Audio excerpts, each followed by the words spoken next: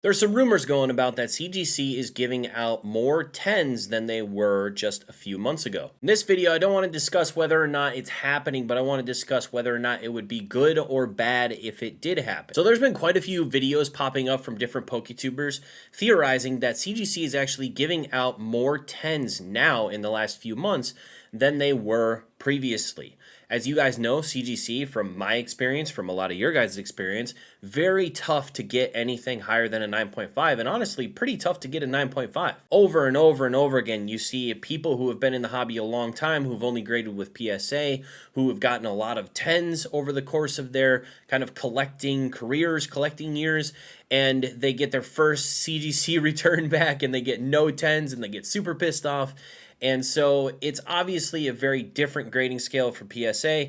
And one of the main criticisms from a lot of people in the hobby is that it's just too hard to get a 10 from CGC. It leaves a pretty sour taste in everyone's mouth when you get a full return of like 50 to 100 modern cards back and not a single one of them gets a 10. You really could make an argument either way. PSA is too lenient, CGC is too strict.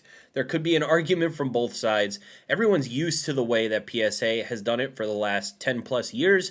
CGC is the new guy on the block, so it's easier to attack the newcomer than to criticize the old ways. But if CGC is increasing the number of 10s that they're giving out, why are they increasing the number of 10s? And is it a good or a bad thing that they're going to increase the number of 10s? Who does it affect positively? Who does it affect negatively? So the trading card division of CGC has only been around for a couple of years, and the comic book division has been around a long time. So they're a reputable company when it comes to grading and certifying collectibles, but they're fairly young in the space of trading cards. Lots of companies make decisions very early on that they change shortly after they kind of get started and get established and start receiving feedback from the customers that are using their services. And CGC is a company that's been quick to change a lot of things that people have been really frustrated about from them. One of the biggest criticisms early on kind of became a meme of how can you accurately grade centering if you can't even center the number in the little white box on your label? I'm sure everyone's heard that a billion times. Well, a few months ago,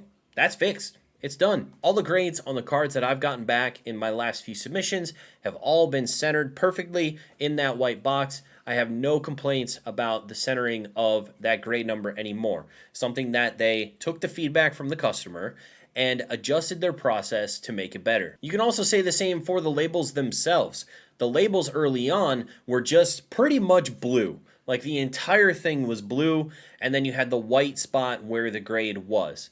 Now there's, I think, a more aesthetically pleasing gradient that kind of goes from white to blue across the label. I think it just looks a little bit better, and it was one of the things that people criticized early on, and I think they still criticize. It's a very personal opinion on whether or not you find the labels aesthetically pleasing, on whether or not that blue is too much for you. I feel like they try to address that by adding more of that white to blue gradient on the label. And for a couple years now, people have been yelling at them about a pop report, pop report, pop report.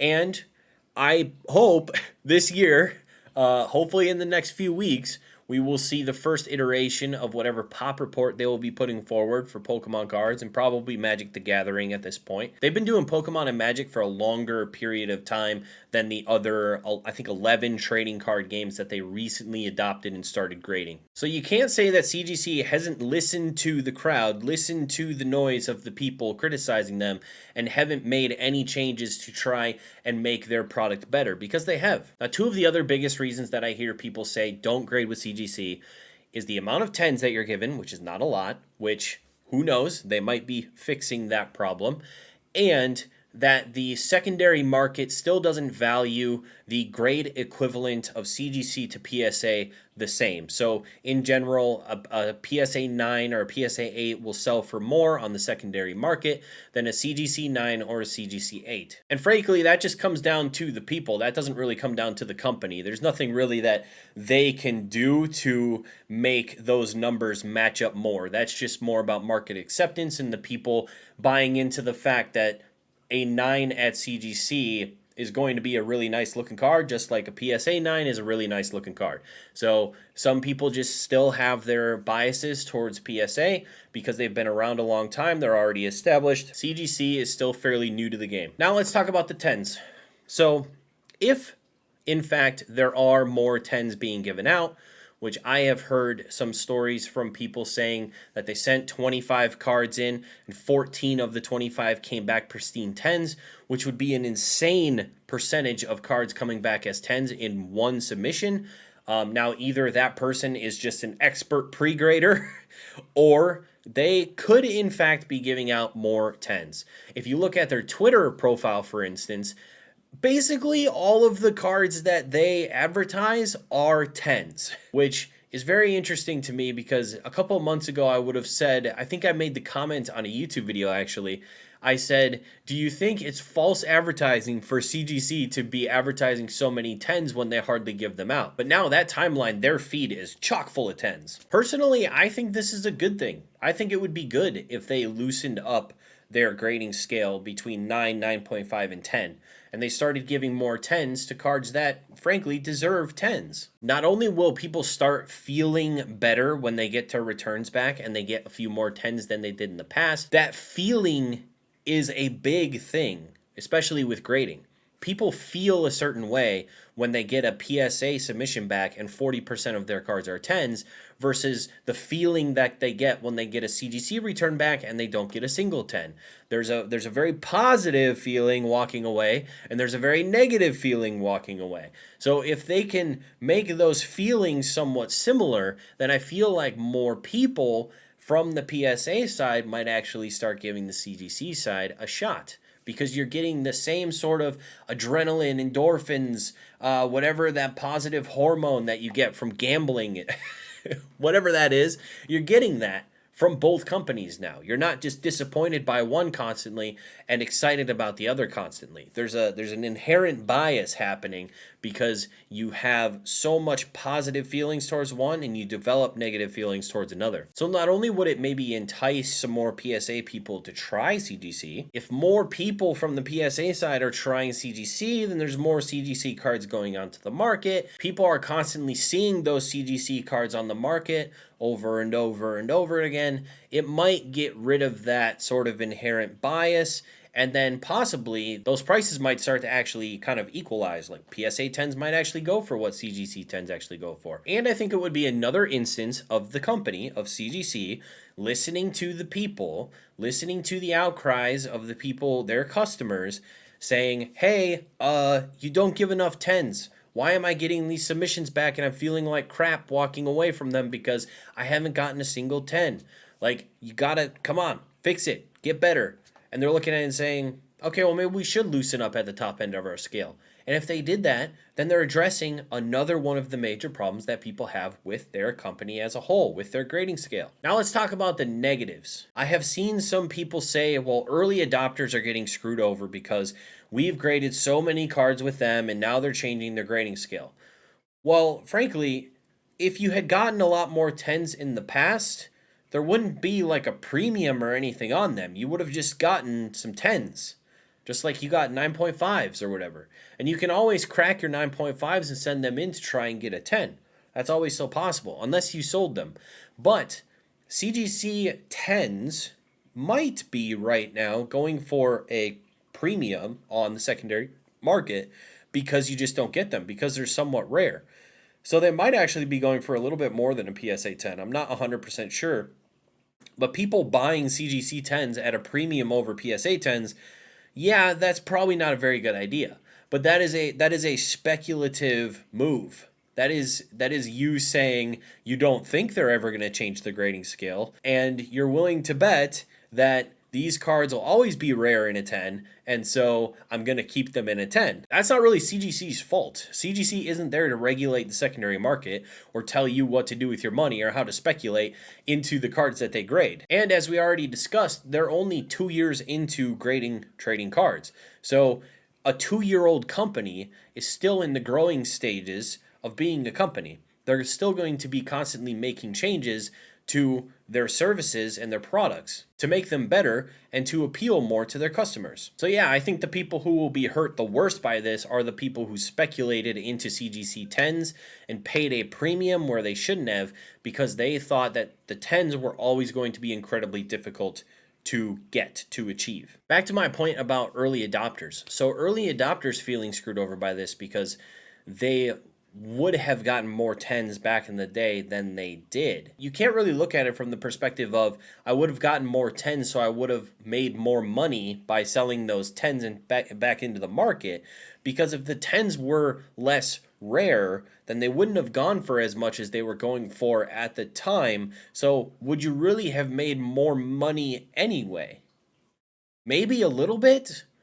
But again, if you've kept those cards and you have a lot of 9.5s with super high subgrades, or you can crack those and send them back in if you really think, if you're going to speculate on the fact that they are loosening up the top end of their scale, which this is unconfirmed. I don't know if this is true or not, but I don't really feel like it negatively impacts early adopters. I feel like early adopters were pretty quick to realize that the CGC scale was harsh and that 10s were going to be hard to come by. And we came to that conclusion fairly early on. So I don't think many people sent, 10 submissions into CGC thinking that they were going to get a bunch of 10s. I think a lot of people tried them out, and when they realized how hard it was going to be, they either stopped to wait for PSA, or they kept going knowing that a lot of their cards were going to get 9s, 9.5s, 8.5s, and they were okay with that. The other thing I've seen people say is they have been kind of speculating that they have been looking at their pop report that they have been creating, and they have seen that there's not a whole lot of 10s on the pop report. That is a possibility, that they are reviewing the pop reports that they're about to put out to the public and saying, oh crap, we're not giving enough 10s, or there aren't enough pristine 10s, which is a very likely possibility. But is that bad? It could have been the tipping point, right? Where, the people at the top could have been listening to people all along and saying, you know what, but that's okay. We can be the harsh graders. We're giving out some 10s. We're just not giving out a lot of 10s. We're going to be different from PSA. And that could have been their sentiment. But then seeing the pop report, that could have been the thing that puts them over the top, puts them over the edge, and says, crap, we really aren't giving out enough 10s. Like, this is kind of nuts. Is that a bad thing? Is it? I don't know. Because, frankly, how would a pop report that shows very little 10s over 2 years of grading cards coming out of the market influence people to act around the 10s? Especially if CGC has been thinking about or debating changing their scale or loosening their scale at the top 3 grades. If they released it now, where there isn't very many 10s, but they're going to now go forward and do more 10s, people would speculate into the 10s harder than they are right now. People would be swooping in, picking up 10s because there aren't any on the pop report. People would be throwing 10s up on the market saying pop 1, pop 2, pop 3, like they do when they send in the first freaking graded card of a new set and they're like, pop 1 Charizard. It's like, well, yeah, because no one else has graded the card yet. I think it would have a pretty big impact on the secondary market, a pretty big negative impact on the secondary market. So while I don't think that they shouldn't care, like, that's not really for them to care. People should be smart. People should spend their own money using their own brain, but a lot of times people don't, and they just do what other people tell them to do. And if people, there's going to be a slew of videos that come out talking about CGC's pop report after it releases, and if everyone is saying, oh my god, it's so much harder than we thought to get 10s, then people are going to be speculating into 10s. But then if it releases and they're giving out more 10s, then there's going to be more 10s in the market. People are going to speculating into 10s. 10s are going to go for way more than they should because there's going to be a lot of 10s coming back, and then it's just going to be a mess. So is it better that they fix it now after seeing the pop report, after coming to that conclusion? Or is it better for them to just release the pop report and let there be mayhem on the secondary market? And all of this is just speculative. I don't know anything about this. I don't even know if they're giving increased 10s. It just seems to be that they're giving more 10s based on, firsthand accounts that I've seen, the advertising that they've been doing on their own socials, stuff like that. It seems like they're pushing the idea of, hey, come to us to get a 10, even though it could still be incredibly difficult. I'm not 100% sure. But yeah, this video is probably way too long than it needed to be. But I just wanted to, it's been something I've been thinking about for a while. I'm also going to be making a video about what I think is the worst part of collecting Pokemon cards. And it has a little thing to do called gatekeeping.